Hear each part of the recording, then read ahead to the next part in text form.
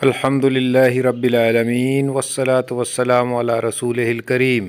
سیدنا انس بن مالک رضی اللہ عنہ کہتے ہیں، جب رسول اللہ صلی اللہ علیہ وسلم مدینہ منورہ تشریف لائے تو اہل مدینہ کے لیے 2 دن تھے۔ وہ دور جاہلیت سے ان میں کھیلتے چلے آ رہے تھے۔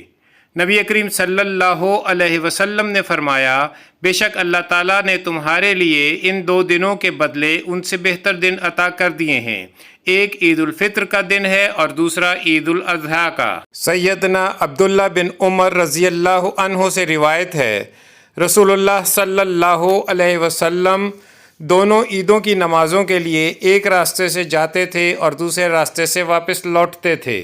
سیدنا جابر بن عبداللہ رضی اللہ عنہ کہتے ہیں، رسول اللہ صلی اللہ علیہ وسلم خود بھی عیدین کے لیے جاتے اور اپنے گھر والوں کو بھی لے کر جاتے۔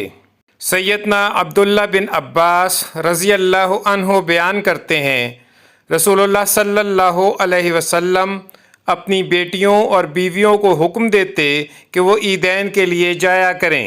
سیدہ ام عطیہ رضی اللہ عنہ کہتی ہیں، رسول اللہ صلی اللہ علیہ وسلم، میرے ماں باپ آپ پر قربان ہوں، نے ہمیں حکم دیا تھا کہ ہم نوجوان لڑکیوں، پردے والیوں اور حیض والی خواتین کو عید الفطر اور عید الاضحیٰ کے موقع پر عیدگاہ کی طرف نکالیں۔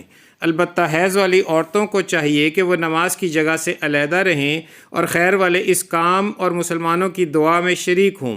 کسی نے آپ صلی اللہ علیہ وسلم سے کہا، اگر کسی عورت کے پاس چادر نہ ہو تو؟ آپ صلی اللہ علیہ وسلم نے فرمایا، اس کی بہن کو چاہیے کہ وہ چادر دے دے۔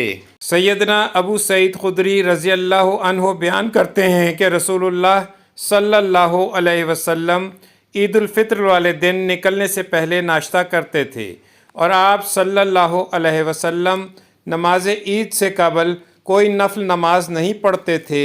جب عید کی نماز پڑھ لیتے تو گھر لوٹ کر 2 رکعت پڑھتے تھے۔ سیدنا انس بن مالک رضی اللہ عنہ کہتے ہیں کہ رسول اللہ صلی اللہ علیہ وسلم عید الفطر والے دن اس وقت تک نہیں نکلتے تھے جب تک کھجوریں نہ کھا لیتے۔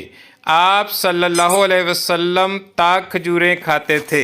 سیدنا جابر بن سمرہ رضی اللہ عنہ کہتے ہیں، میں نے رسول اللہ صلی اللہ علیہ وسلم کے ساتھ 1-2 بار نہیں بلکہ کئی بار عیدین کی نماز پڑھی۔